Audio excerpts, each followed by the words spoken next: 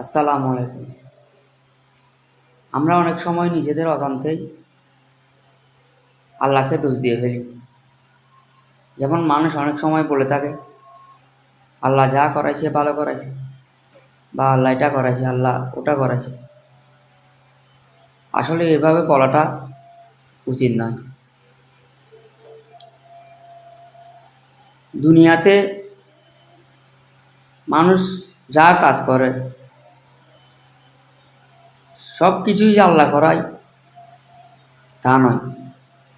দুনিয়ার সব কিছু সব কাজই যদি আল্লাহ করায়, তাহলে মানুষ দুনিয়াতে খুন করে, দর্শন করে, চুরি করে, বিভিন্ন ধরনের খারাপ কাজ করে থাকে। সব কাজই কি আল্লাহ করায়?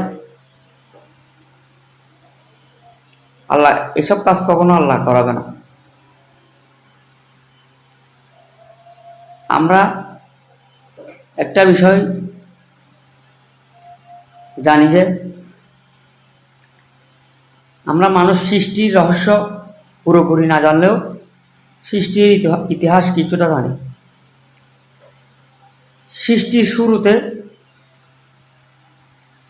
সৃষ্টির মধ্যে দুইটা দিক, পজিটিভ নেগেটিভ,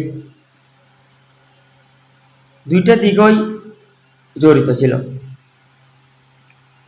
পজিটিভ দিকটা হলো আল্লাহর জ্ঞান, আর নেগেটিভ দিকটা হলো শয়তান।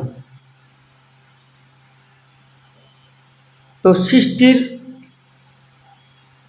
সাথে যেহেতু পজিটিভ নেগেটিভ দুইটা দিকই জড়িত, আল্লাহ যুগে যুগে নবী রাসূলদের পাঠিয়েছেন মানুষ পজিটিভ দিকে ভালো দিকে আসার জন্য,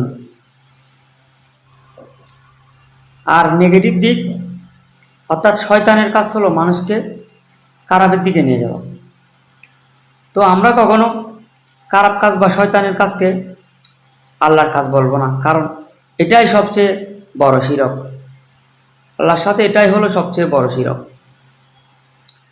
আর একটা জিনিস,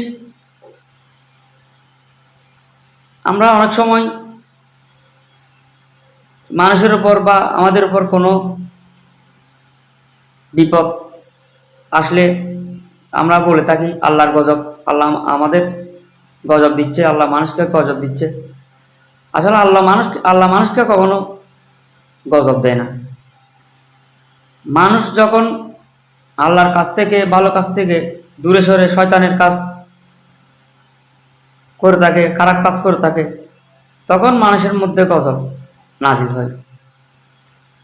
অর্থাৎ মানুষ নিজেই নিজেকে গজবের মধ্যে নাজিল করে। তার মানে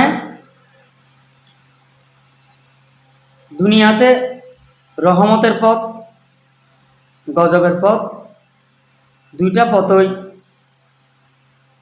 বিদ্যমান রয়েছে। আপনি কোন পথে হাঁটবেন সেটা আপনার ব্যাপার। আজ এ পর্যন্তই। আসসালামু আলাইকুম, সবাইকে ধন্যবাদ।